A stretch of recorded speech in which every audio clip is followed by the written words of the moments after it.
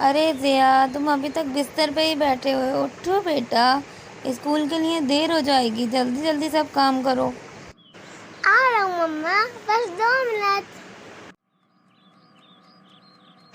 जल्दी करो बेटा, स्कूल के लिए देर हो जाएगी। नाश्ता करो जल्दी जल्दी।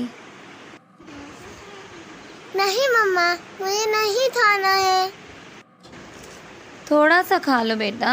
नाश्ता करना हमारी हेल्थ के लिए बहुत अच्छा होता है और हम स्ट्रांग भी हो जाते हैं। फिर स्कूल में भी भूख लगेगी खाना नहीं खाओगे तो। नहीं मम्मा, मुझे नहीं खाना, प्लीज। अच्छा, हाफ ब्रेड ही खा लो बेटा। ज़िया, नाश्ता कर लिया? जी मम्मा, मैं चाय पी ली। और ब्रेड? ज़िया, ब्रेड? आप इतनी जल्दी तो पूरी ब्रेड नहीं खा सकते। ब्रेड कहाँ है?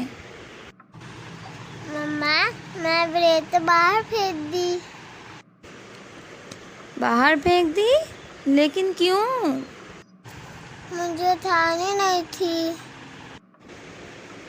तो बेटा, आपका दिल नहीं था तो ना खाते, लेकिन बाहर तो ना फेंकते। आप बोल रही थी ना, थोड़ा सा खा लो, थोड़ा सा खा लो। तो बेटा, आप बाहर तो ना फेंकते। आपको मैं छोटी सी एक स्टोरी सुनाती हूँ।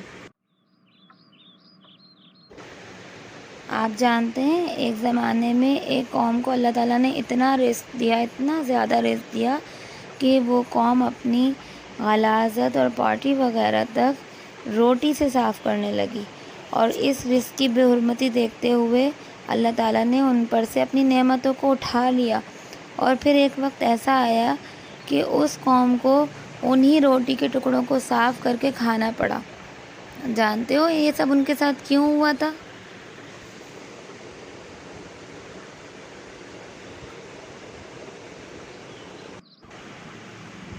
इसलिए जो उन्होंने अल्लाह की नेमत होती तो डरना थी।